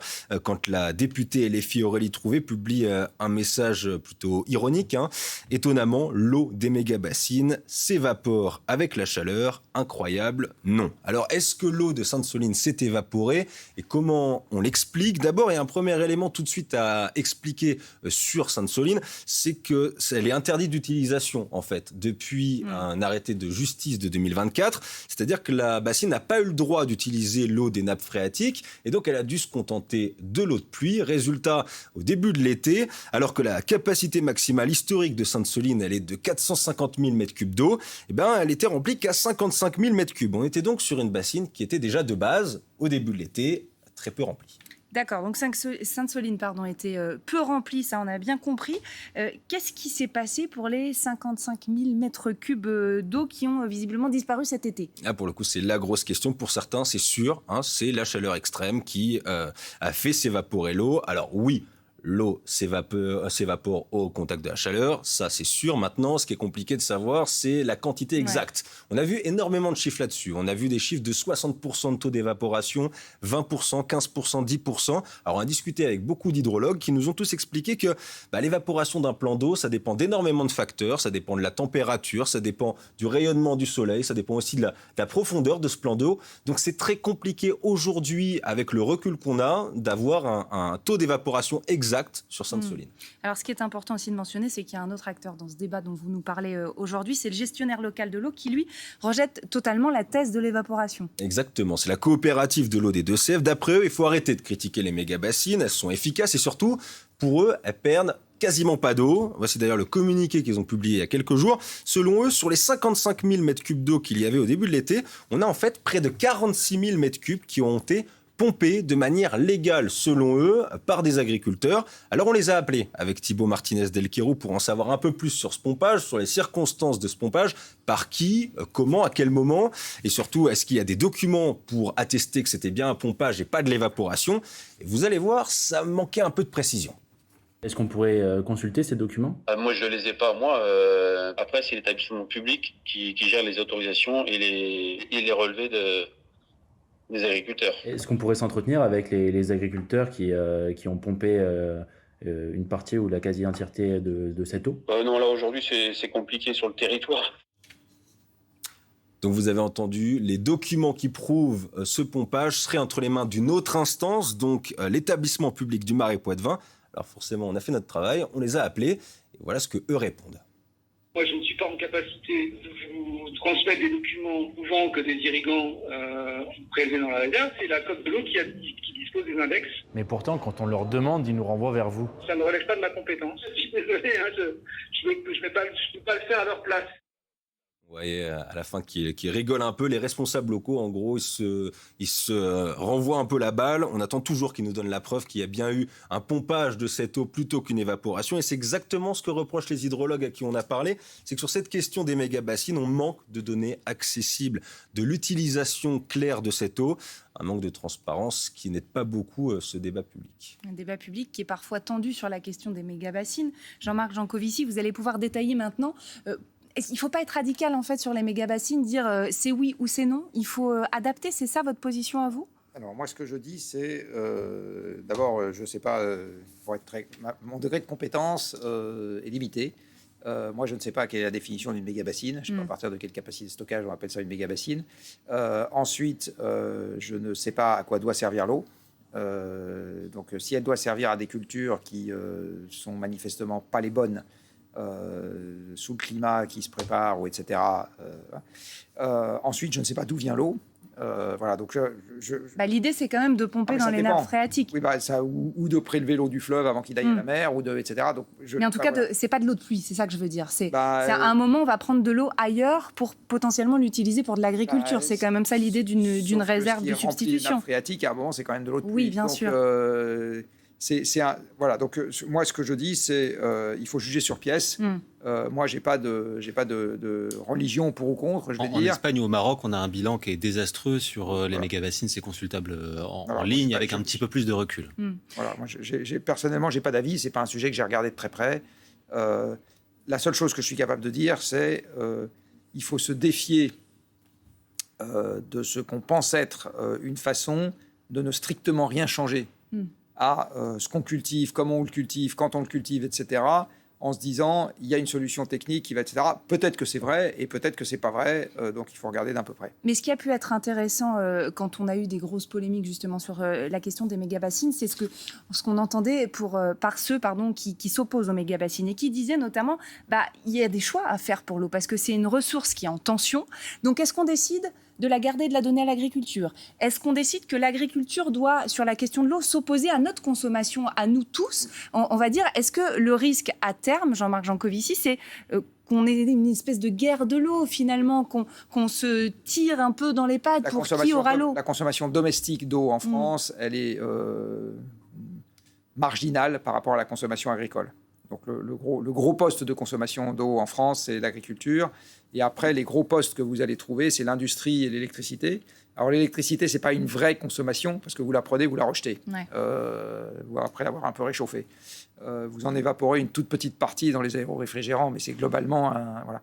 Donc le gros poste, la consommation domestique. Alors il y a des endroits où l'eau est tellement sous tension qu'effectivement vous avez envie de limiter, par exemple pour le remplissage des piscines, etc. Oui, puis il y a des gens aussi qui, certains étés, notamment cet été, ont ouvert le robinet et en fait pendant certaines heures il n'y avait rien parce qu'il fallait faire des coupures pour garder un peu d'eau. Donc sur des choses comme ça, c'est très réel. Mais ça c'est parce que vous vous retrouvez dans des régions dans lesquelles l'approvisionnement est vraiment problématique. Mais avec l'avancée, avec les conséquences du réchauffement climatique... Je vous parle du tableau global. Le tableau global, c'est qu'en France, le premier prélèvement d'eau, la première consommation d'eau, de très loin, c'est l'agriculture. C'est pas la consommation. Et donc, il y aura des guerres de l'eau, parce qu'il y a énormément de gens qui vous écoutent et qui nous disent « Mais attendez, c'est pas normal qu'on utilise de l'eau potable pour les toilettes. C'est pas normal qu'on en soit encore à ne pas savoir, comme c'est le cas dans d'autres pays, on pense souvent à Israël ou à l'Espagne, utiliser ces fameuses eaux grises. » C'est parce qu'on ne veut pas changer de modèle qu'on ne veut pas encore adapter nos consommations. Parce que ça coûte un peu d'argent. Ça coûte de l'argent. C'est parce que donc est-ce qu'il y a pas une sorte de logiciel interne aussi ? Parce qu'effectivement, c'est très facile de dire l'eau de la douche, je vais la stocker dans un coin et puis elle servira pour les toilettes. Mais c'est un double réseau et du coup, il faut intervenir. C'est de la plomberie. Mais ça suppose de modifier la plomberie qu'il y a chez vous. Ça suppose de mettre quelques pompes de relèvement, etc. Donc en fait, il faut faire des travaux et ça coûte de l'argent. Donc, à partir du moment où on est dans ce genre de cas de figure, ce que montre l'expérience, c'est que si vous comptez juste sur la bonne volonté des gens pour faire, ils ne le feront jamais à temps. Donc, à ce moment, il faut que, collectivement, on se dise, on accepte de se coller cette contrainte, on pense que c'est une bonne idée, et à ce moment, ça devient la règle pour tous, exactement comme aujourd'hui. Vous ne pouvez pas mettre un appartement sur le marché s'il n'a pas des toilettes et s'il n'a pas des fenêtres. Là, c'est exactement pareil. Vous dites, on va décider collectivement, un peu comme on a fait pour le fuel. Pour la performance carbone, la performance énergétique. Il y a un certain nombre de pratiques qu'on ne va plus autoriser dans le logement neuf et on va chercher dans le logement existant à le changer. Ça peut en faire partie. C'est une décision collective à ce moment. Voilà. Et ça va avec des éléments contraignants qu'on doit accepter. Et qu'est-ce que vous dites? Je suis désolée parce qu'on vous a sûrement plusieurs fois posé la question, mais il y a les décisions collectives et il y a ce dont on nous a rabattu un temps les oreilles, de dire on fait pipi dans la douche, on ferme l'eau du robinet quand on se brosse les dents. Quel impact ça a réellement sur l'eau, du robinet justement? quand on brosse les dents, ça c'est vraiment marginal. C'est beaucoup plus petit que les toilettes qui ont été évoquées. Je voudrais pas dire de bêtises, mais il me semble que de mémoire, les toilettes c'est un tiers de la consommation. C'est entre 4 et 9 litres sur la chasse d'eau. Ouais, c'est un tiers de la consommation domestique des gens, les toilettes. Donc c'est un gros poste, ça. Et effectivement, la question de potabiliser l'eau pour la mettre dans les toilettes, C'est ubuesque. En tout cas, ça fait beaucoup réagir. Vous avez bien compris, si vous nous rejoignez sur France Info, qu'on parle de cet été 2026, qui a peut-être, et ce sera la question aussi qu'on va vous poser dans quelques instants, Jean-Marc Jancovici, va peut-être marquer une bascule. Ce qui est certain, c'est qu'on a été, nous, marqués par notre été dans notre quotidien. On le disait, on a parlé du logement, on a parlé de l'agriculture, on a parlé de l'eau dans notre quotidien. On va aussi se remettre en mémoire d'autres moments qu'on a pu vivre dans les écoles, à l'hôpital, au travail, avec en images de nombreuses réactions comme celles que vous allez voir à présent.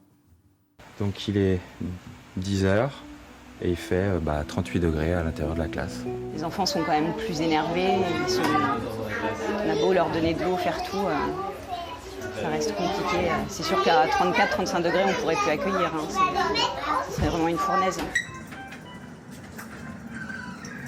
Là, elle est à 42, la dame, il faut faire quelque chose.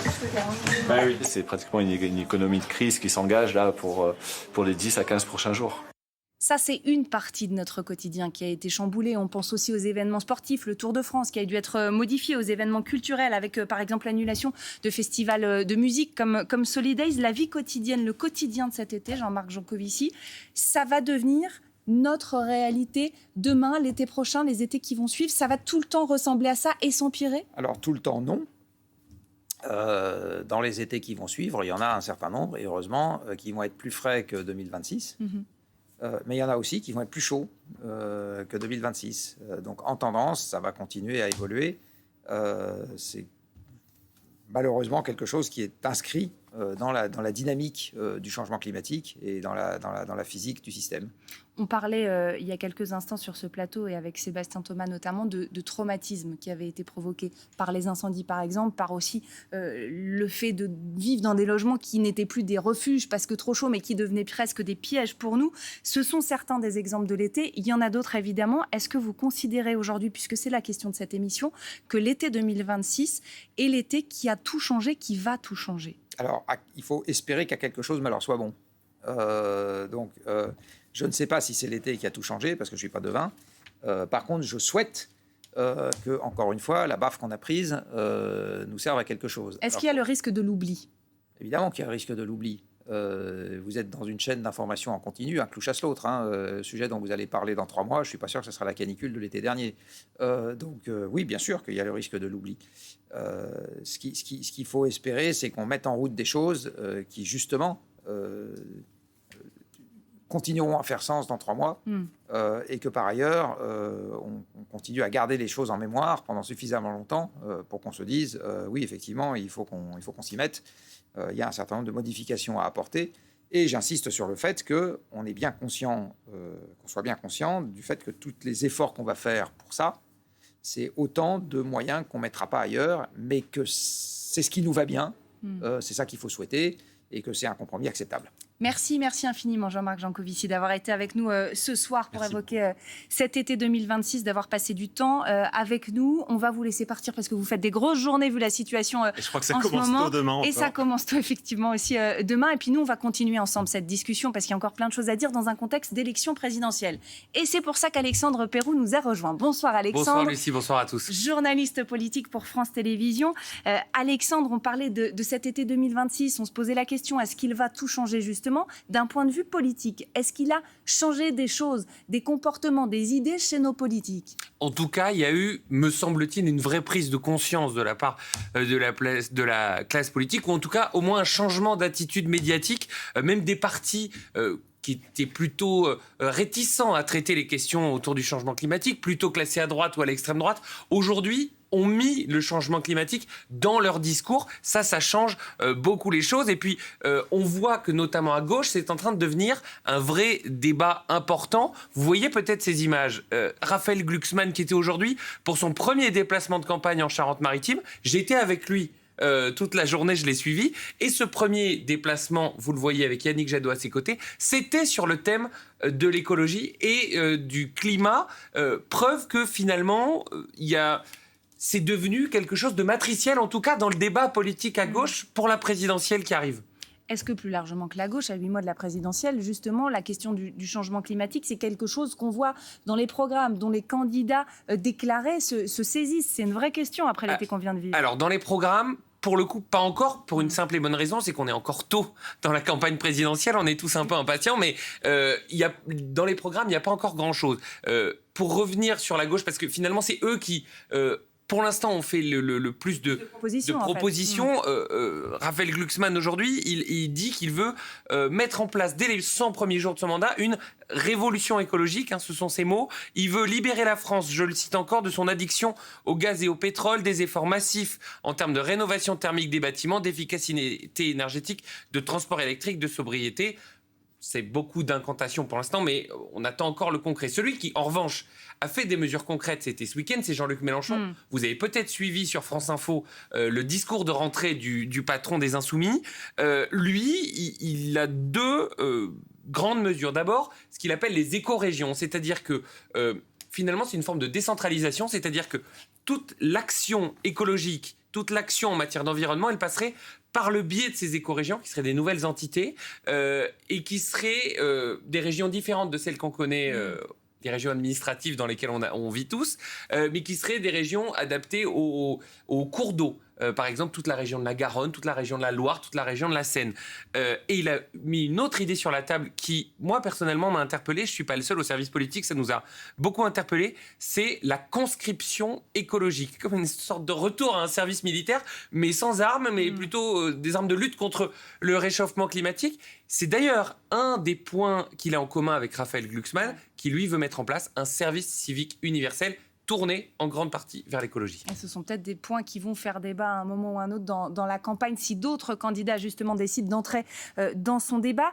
Il y a tout ce qu'on va suivre au niveau de la présidentielle, des mesures, des propositions de mesures au niveau national. Mais ça va être intéressant aussi de se pencher sur le local, sur comment c'est reçu et sur ce qu'on peut faire au niveau local. Jean-Marc Jancovici, qui était avec nous il y a quelques instants, nous disait qu'il va y avoir plusieurs niveaux de réflexion, de décision, de mise en place de solutions. On va parler justement de ce niveau local avec un maire qui est avec nous en direct, Stéphane Delpera Vincent, maire PS de Saint-Médard-en-Jalles, qui se trouve en Gironde. Merci infiniment d'avoir accepté notre invitation. On est un mois après l'incendie dévastateur qu'a connu la Gironde. Avant d'entrer dans des questions de solutions, de mesures, je voudrais d'abord savoir comment vous allez, comment vont vos administrés qui ont été évacués au plus fort de l'incendie. Vos confrères de l'AVI parlaient des blessures invisibles et je crois que c'est tout à fait ce qui est en train de se produire. C'est-à-dire qu'il y a eu quand même un choc énorme. Beaucoup de gens ont été évacués au milieu de la nuit, ont reçu un message d'alerte extrêmement violent parce qu'il doit être entendu, mais c'est vrai que ça peut causer quelques inquiétudes quand on le reçoit. Ils sont restés loin de leur domicile une semaine avec un feu qui avançait avec une force assez incroyable parce qu'il progressait d'1 km par heure au plus fort de l'incendie. Donc il s'est arrêté à peine à 7 km de la commune, enfin sur la commune, mais dans un camp militaire en brûlant 200 hectares, avec dans notre ville 2 sites Céveso seuil haut, c'est-à-dire avec un risque d'explosion extrêmement élevé, dont un avec risque nucléaire. Donc vous imaginez que tout ça ne laisse pas les gens insensibles et qu'ils étaient extrêmement inquiets sur le moment, mais qu'ils sont aujourd'hui inquiets également pour la suite des événements. Et je trouve que ce qui manque cruellement aujourd'hui, ça a été un peu évoqué sur votre plateau à l'instant, c'est une parole politique nationale forte, notamment de l'exécutif, du président ou du Premier ministre, qui n'ont pas, à ce stade, encore donné le sentiment qu'ils prenaient la mesure de la période nouvelle dans laquelle nous étions et comment le pays allait se préparer à cette nouvelle ère climatique qui va avoir des conséquences sur l'agriculture, sur l'économie, sur l'eau. Ça a été dit sur les logements qui deviennent difficilement habitables en période de canicule. Je me permets de vous couper, pardonnez-moi, mais quand vous dites ce qui manque, c'est une parole forte. Une parole forte, c'est quoi pour vous? Qu'est-ce que vous attendez? Qu'est-ce que ça veut dire, une parole forte au niveau national pour l'élu local que vous êtes? Nous, on a besoin du temps long. Ça a été évoqué. Vous avez reçu tout à l'heure Jean-Marc Jancovici qui fait un travail exceptionnel, qui nous donne un chemin également très concret de préparation de nos infrastructures, de notre économie, de nos systèmes énergétiques à cette crise climatique ou plutôt à cette nouvelle époque. Donc évidemment qu'on ne peut pas laisser ça à la bonne volonté des uns et des autres selon les villes, selon les régions. une année, il y a un budget, l'année d'après, il n'y en a plus. Enfin voilà, tout ce qu'on connaît actuellement, ça demande un effort conséquent, même très conséquent, pour adapter notre pays. Ça veut dire protéger nos concitoyens du risque. On l'a vu encore dans l'Aude avec la tornade hier. Ce sont des risques graves qui peuvent engager la vie de nos concitoyens, au-delà des questions d'inconfort de chaleur. C'est un danger majeur pour la santé et pour la vie de nos concitoyens. Donc on a besoin d'un plan d'investissement avec un cap clair et sans changement de pied tous les 4 matins en fonction de la situation politique. Et c'est ça dont nous manquons, nous, élus locaux, pour programmer nos investissements, pour entraîner les entreprises, les agriculteurs, les sylviculteurs à faire autrement. Il n'y a aucun signal politique national qui aille en ce sens, hélas, à ce jour. Monsieur le maire, bonsoir. Je vous ai eu au téléphone juste après la visite de Sébastien Lecornu en Gironde après les incendies, et vous me disiez que vous estimiez que les mesures qui avaient été annoncées étaient, je cite vos mots, des rustines. Est-ce que pour vous, les politiques nationaux, de quelque parti qu'ils soient, sont à la hauteur? On vous a vu, vous les élus locaux de Gironde, pendant ces incendies, au chevet de la population, aider tant que faire se peut, effaçant les étiquettes politiques. Est-ce que vous les trouvez à la hauteur? Est-ce que vous avez un espoir dans la campagne présidentielle qui arrive? Est-ce qu'ils sont à la hauteur à ce stade? Hélas, je ne le crois pas, parce que ça demanderait une réaction telle que nous l'avons connue dans certaines époques dans notre pays. Je pense à l'époque gaullienne de l'après-guerre, où on a su réunir des forces politiques pourtant à l'origine très différentes, mais qui avaient le souci de rebâtir le pays, de reconstruire la France. Aujourd'hui, c'est un effort de ce type qui est devant nous. Alors, M. Pisani-Ferry, M. Jancovici et d'autres l'ont chiffré, le GIEC également. Il faudrait, alors c'est pas l'investissement de l'État, mais tout le monde, c'est-à-dire les consommateurs, les entreprises, l'État, les collectivités, il faudrait augmenter notre effort de 80-90 milliards chaque année jusqu'en 2030 pour pouvoir limiter les effets du réchauffement et nous préparer aux chocs qui sont devant nous. C'est pas du tout ce que j'entends aujourd'hui. On a reçu Sébastien Lecornu qui est venu avec 6 ministres qui l'accompagnaient sans la ministre de l'Environnement et de l'Écologie, ce qui est quand même déjà en soi assez problématique, et qui a annoncé quoi? Quelques aides aux entreprises qui ont été touchées par les évacuations et par les coûts de fréquentation, et 12 millions pour les collectivités locales, pour vous donner juste un chiffre et une référence. C'est mon budget d'entretien, simplement d'entretien des bâtiments publics à Saint-Médard-en-Jalles. Bon voilà, ça n'est pas très sérieux, donc oui, à quel moment il y a une réaction? Ce que vous nous dites sur le fond, et ça se voit aussi sur votre visage, ça vous fait doucement sourire, parce que c'est largement insuffisant. C'est ce qu'on comprend bien dans votre témoignage.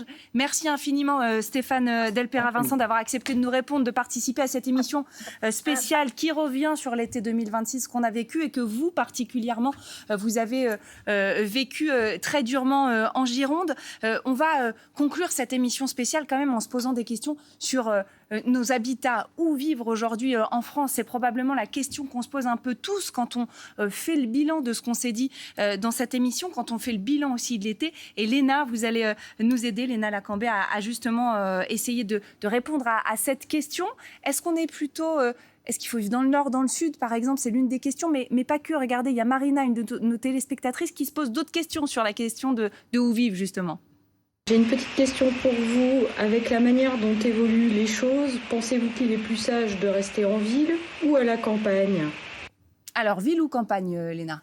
En réalité, la question, c'est pas vraiment ville ou campagne, c'est où vivre sans risque en 2050. Parce que la France hexagonale en 2050, c'est plus d'inondations, c'est plus d'incendies, plus de maisons qui se fissurent, plus de canicules.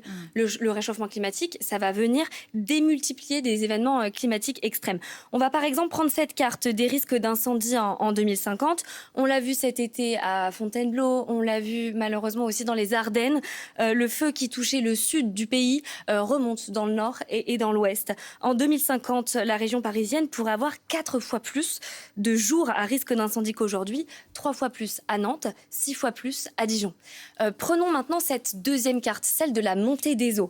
Dunkerque est sous l'eau, le Marais Pointe-de-Vin submergé, La Rochelle, Bordeaux, Le Havre, tous ces territoires, ils deviendront invivables. Alors, ils seront pas rayés de la carte, mais ils seront gagnés partiellement et ponctuellement par la montée des eaux.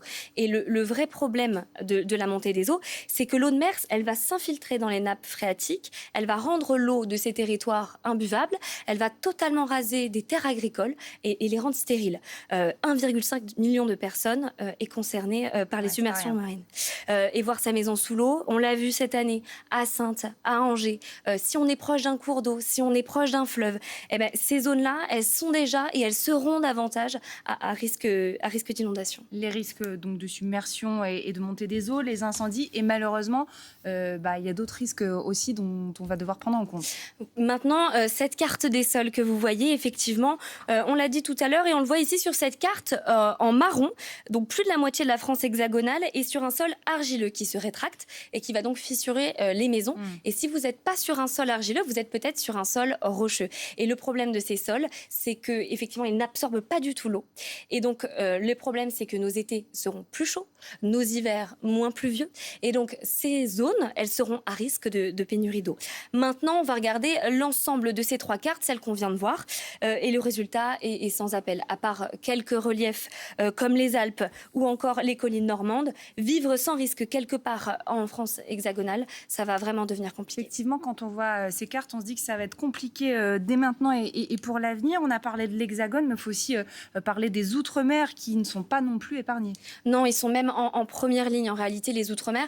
Les territoires ultramarins, ils sont très divers géographiquement parlant, mais ils ont un point commun, c'est qu'ils sont très très vulnérables face au changement climatique, notamment face à la montée des eaux. Vous le voyez sur ces images, à Saint-Pierre-et-Miquelon, une nouvelle ville est déjà en construction plus loin des côtes.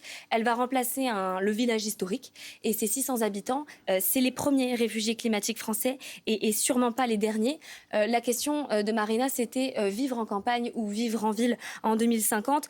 Ce qu'il faut bien comprendre, c'est que nulle part en France, on va pouvoir vivre agréablement et sans risque. La question qu'on doit vraiment se poser, c'est pas où habiter en France en 2050, mais comment habiter en France en 2050. Absolument, merci beaucoup Léna. On a essayé en tout cas sur cette question de comment habiter en France justement et de comment vivre en France dès maintenant et dans les prochaines années, de vous donner des pistes avec cette émission, avec Jean-Marc Jancovici qui était avec nous, avec Alexandre Perroux, avec nos chroniqueurs Sébastien Thomas qui a impulsé cette émission aussi et qui nous a accompagnés toute la soirée, et puis le service environnement, le service météo-climat qui nous ont aidés pour tout cela. Merci à eux, merci à vous infiniment.